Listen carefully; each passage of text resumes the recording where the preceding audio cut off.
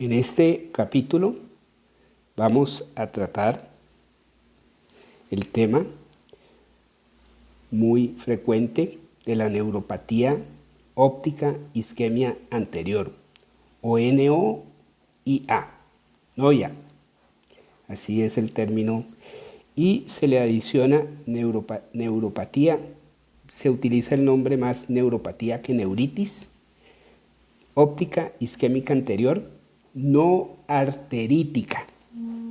Esto tiene una connotación diferente en la etiología de la condición.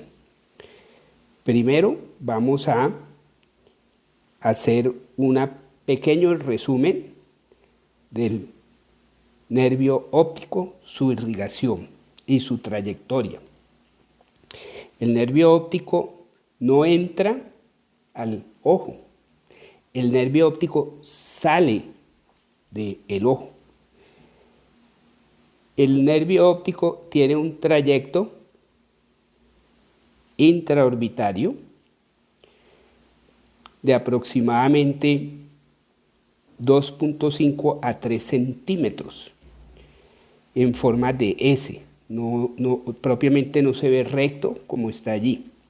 Luego tiene un trayecto corto por un canal que se llama intracanalicular, corto de 1 centímetro, y luego entra al cráneo para formar el quiasma óptico. El nervio óptico tiene una irrigación muy particular, un sistema de irrigación muy fino, altamente especializado, ya que el nervio óptico en su sistema axonal consume mucha energía para estar constantemente transmitiendo el impulso aferente visual. Aquí vemos cómo el nervio óptico tiene una circulación muy particular.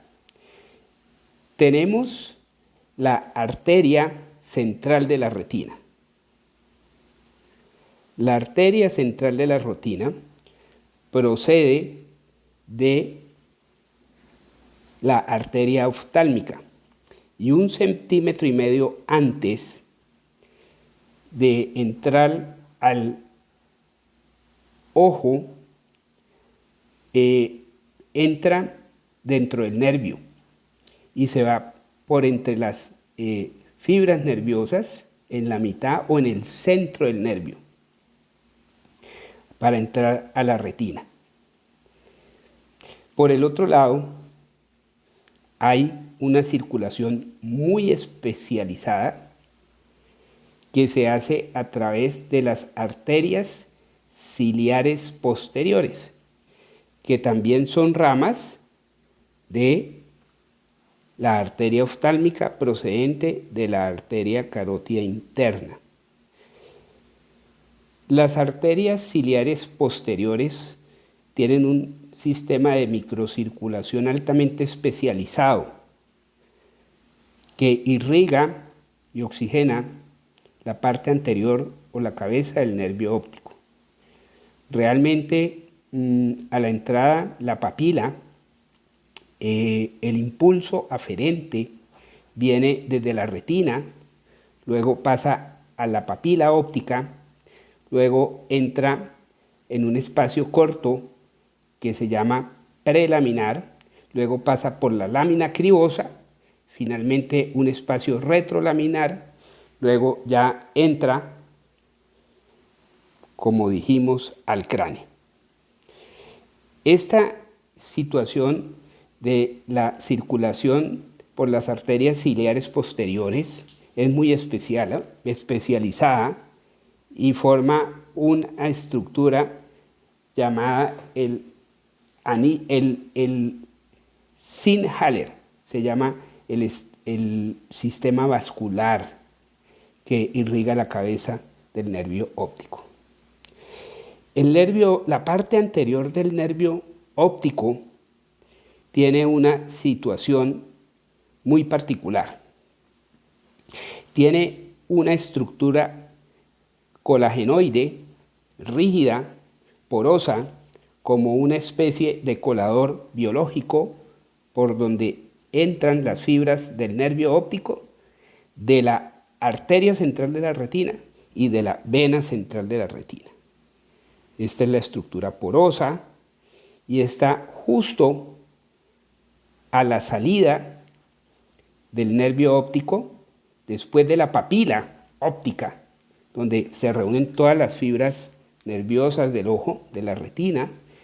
Después de la papila, antecito hay un espacio que se llama el espacio prelaminar, que es cortico, de menos de 1 milímetro, y luego entra al espacio laminar, donde pasa por la lámina cribosa, donde una estructura rígida que no se expande. Luego viene el espacio retrolaminar. Esa es la clave de entender la circulación del nervio óptico. Es un nervio que consume mucha energía y es altamente vascularizado en la cabeza por una microcirculación especializada. Aquí vemos. Por otro lado, el nervio óptico está cubierto por las membranas aracnoideas y está la pía madre, que está a través de todo el nervio, el trayecto del nervio óptico, y también da una circulación periférica del nervio óptico. Se llaman la irrigación dada por la pía, las arterias piales de la pía madre. Más que todo da la irrigación en la parte posterior, que ya se llama retrolaminar, detrás de la lámina cribosa. Recuerden que el nervio óptico sale del ojo, no entra al ojo. Por el otro lado, aquí vemos la circulación de la arteria central de la retina. Hay que recalcar que la arteria central de la retina genera muy poquita circulación en la cabeza del nervio óptico. Realmente la irrigación de la cabeza del nervio óptico está dada por el sistema especializado microvascular de la arteria ciliar posterior procedente de la arteria central de la retina. En ese túnel, en el centro del nervio óptico, va la arteria central de la retina muy pegadita a la vena central de la retina. La vena no es tan rígida como la arteria y tiene una presión más baja que la arteria. Por tal motivo es fácilmente colapsable por alteraciones especialmente ateroscleróticas e inflamatorias de la cabeza del nervio óptico y de la arteria central de la retina.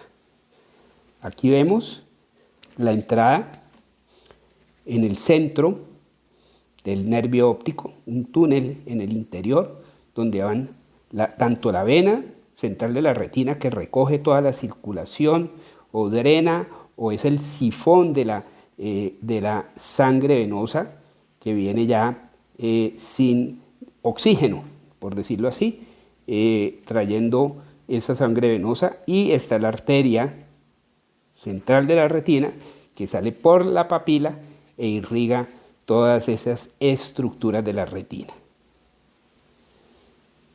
Aquí vemos el círculo de Zinn.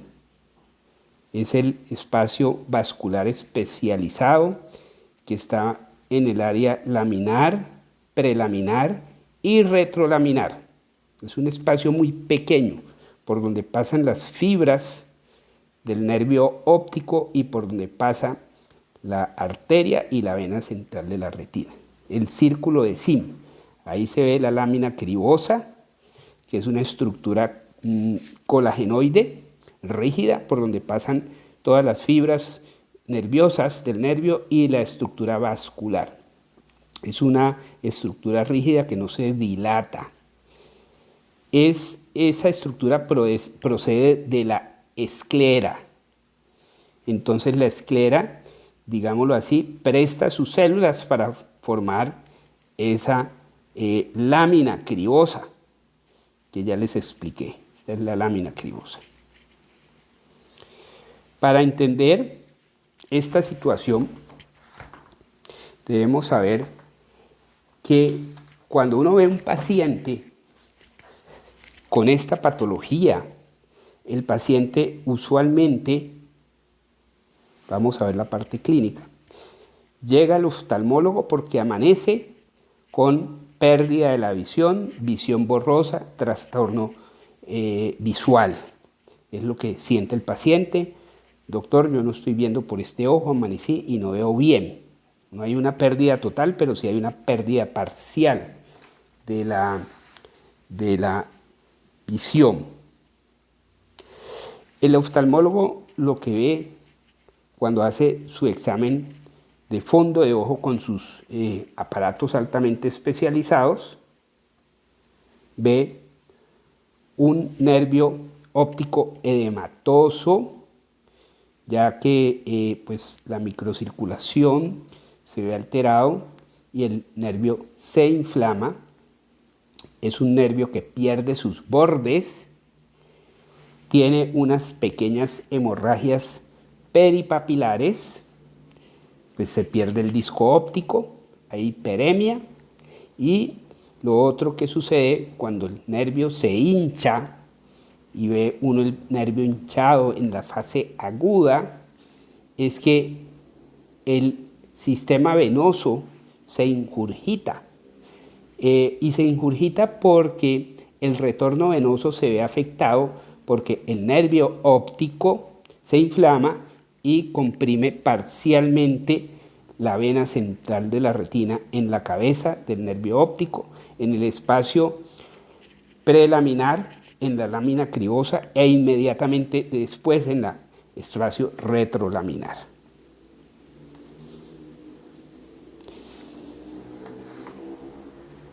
Estas venas se ingurgitan dado que el retorno venoso se frena. Entonces puede haber una confusión con una oclusión de la vena central de la retina. Pero el cuadro clínico de la vena central, de la oclusión de la vena central de la retina es un poco diferente. ¿Cuáles son las causas para que un individuo tenga esta patología?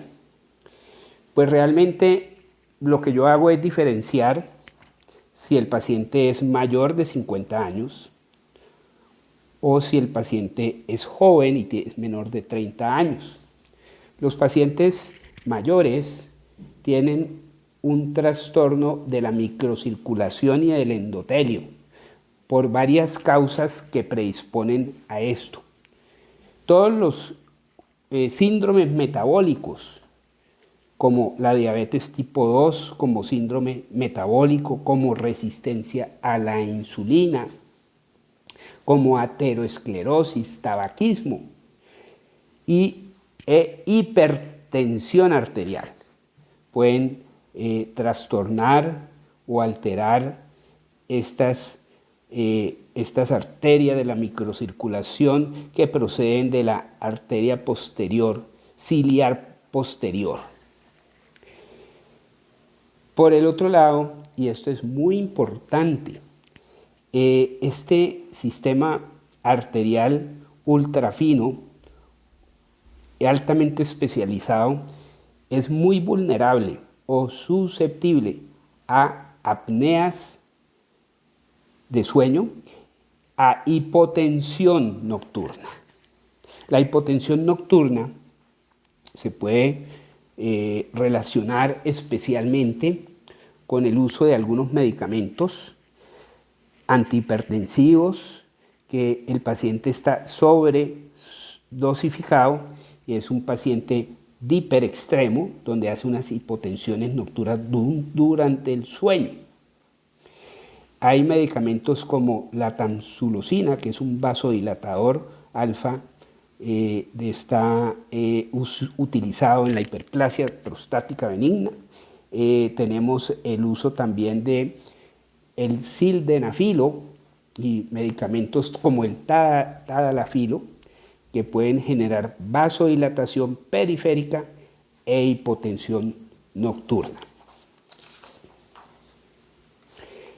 Entonces, hay otra situación, que era la que comenté hace unos momentos, que es muy importante.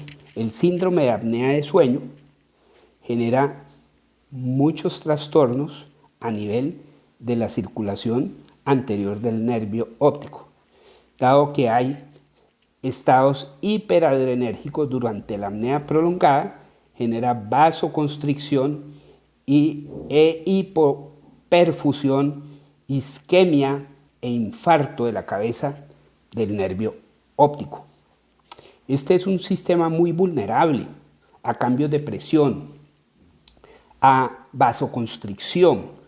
Hay otra situación que yo llamo el nervio óptico de fiesta. El paciente se enrumba, el paciente utiliza alcohol, cocaína y sildenafil. Ese paciente, por la cocaína y el alcohol, puede hacer una vasoconstricción de estas arterias. Además, duerme pocas horas, hay un estado hiperadrenérgico y hay una isquemia severa. También hay un estado probablemente de deshidratación por el efecto del alcohol. Estos pacientes amanecen con visión borrosa y amanecen súbitamente y van donde el oftalmólogo. Lo otro que les quería explicar es qué hace el oftalmólogo, qué pruebas puede hacer para revisar. Primero, los cambios de la papila que ya les expliqué, la papila hiperémica, el nervio hinchado al fondo del ojo con pérdida de los bordes. Por el otro lado, hay unas pruebas que se hacen luminosas balanceando la linterna que evalúa el nervio óptico. Cuando existe esta patología, la transmisión aferente luminosa por el nervio óptico, por estar inflamado, está disminuida. Por tal motivo, cuando el médico hace una evaluación y pone la luz en el ojo comprometido, hay un fenómeno que es el de la pupila de Marcus-Ghon, o dicho de otra manera, defecto pupilar aferente relativo, DPAR, así se escribe, DPAR. Esto quiere decir que cuando el médico oftalmólogo hace un estímulo luminoso, la pupila comprometida se dilata ligeramente y la pupila contralateral del ojo sano también se dilata, llamado fenómeno de Marcus-Ghon, y es dado porque hay una disminución de la percepción luminosa, disminución de la conducción aferente y la reacción parasimpática se altera dilatando ambas pupilas con el estímulo luminoso. En cambio, si pone la luz balanceada en el ojo bueno, hay una constricción fisiológica en el ojo que está explorando y en el ojo contralateral. Esta es la situación del nervio óptico. Es muy frecuente y hay otras cosas que son importantes de saber. Cuando hay patología de NO-IA o NOIA en personas jóvenes, el proceso diagnóstico puede cambiar. Si son mujeres jóvenes, siempre hay que pensar en si está tomando anticonceptivos estrogénicos orales, que pueden generar situaciones de tipo trombogénico. Lo otro es que hay que descartar trombofilias como deficiencia de ciertas proteínas, S, C, de trombina, deficiencia del factor 5 Leiden de la coagulación. Entonces se pueden hacer pruebas para este tipo de patologías. También se debe pensar en las personas jóvenes que tengan hipercolesterolemia familiar. Esto ya predispone a fenómenos ateroscleróticos del nervio óptico y de la circulación de la arteria ciliar posterior.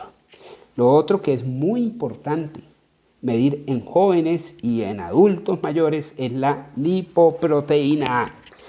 He visto en la práctica con los oftalmólogos de la clínica de oftalmología varios pacientes que tienen neuropatía óptica isquémica anterior con aumento marcado de la lipoproteína A.